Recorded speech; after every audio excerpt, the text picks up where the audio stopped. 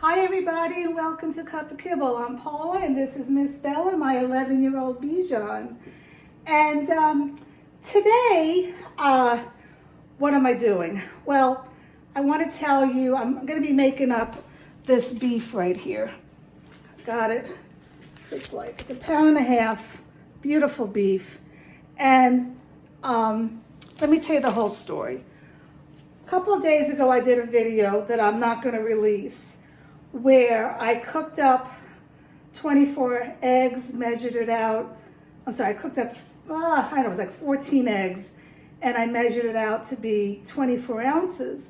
So I did my math wrong, and you're supposed to do 1 teaspoon of seaweed calcium per pound of beef. Well, I wasn't thinking, and for some reason I thought 24 ounces, 8, 16, 24, is 3 pounds. So I put 3 teaspoons of seaweed calcium in my 14 eggs. And I cooked it all up. I did the video, I pre-measured it, I stuck it in the freezer. And then at night I watched my video and I was like, WTF? I put way too much calcium in that meal. I was so upset. I was ready to throw it out. There were like maybe 14 meals. And what I did, I contacted Animal Essentials, who I buy the seaweed calcium from them, and they said what I thought. What I'm going to do now, I went out and I bought a pound and a half of beef, and I'm going to cook that up in a recipe without the seaweed calcium. And then I'm going to do the morning egg with the calcium and the night without the calcium, and it'll equal up. They sent it out to their nutritionist and said that's fine to do, because you have to be very careful. You don't want to give your dog too much calcium. That is not good. So I'm a little bit upset because I got a KitchenAid food grinder for free, and that's why I bought this meat, because it's a pound and a half exactly, which I need, and I was going to put it through the food grinder. But I don't like it. I don't like that you really can't clean it well, so I'm not going to use that. So, then I was going to cook it on the skillet. So I'm going to really quickly put it in my slow cooker.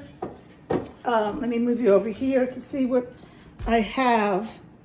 In my slow cooker, I have celery to be at the bottom so that the meat won't stick.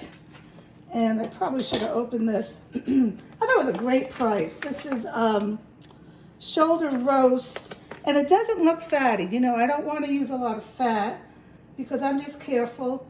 I don't want my dog to get pancreatitis. And let's see, not the best thing to be doing while I'm holding a dog, right? All right, I'm just going to place this so I can get it all the way out. Nothing like doing a live video. It really doesn't have hardly any fat. That's great. Let me wash my hands a little. Hold on.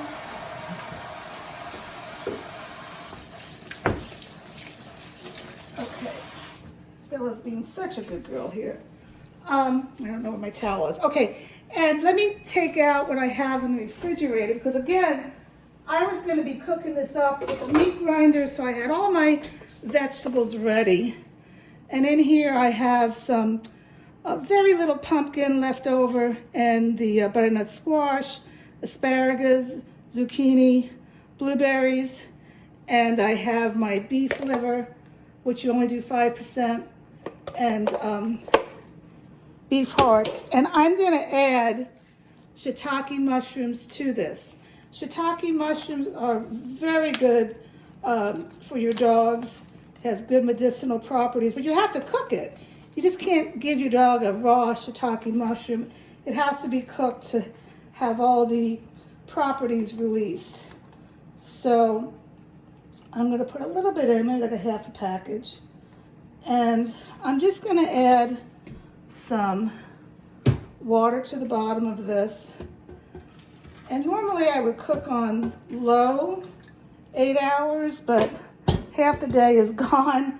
So I'm going to cook this on high for 4 hours, and then I'll put it through the food processor with my other stuff.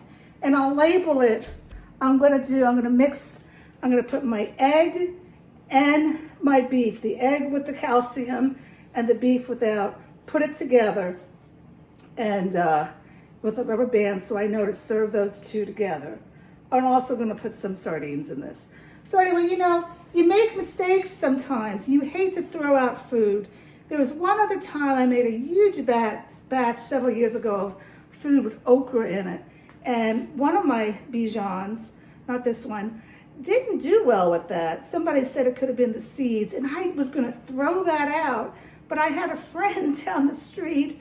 She had a pig, like a pig that you keep in the house, and I gave her all the food, and the pig loved it, and it made me feel good that I wasn't throwing it out. But by no means, you never want to risk giving your dog something. One time, I defrosted meat, and I forgot it was on the counter, and it was warm to touch. I threw that out. You don't want to give yourself that or your dog. Never give your dog rotted food or food that hasn't been refrigerated properly. Don't give your dog food that has freezer burn.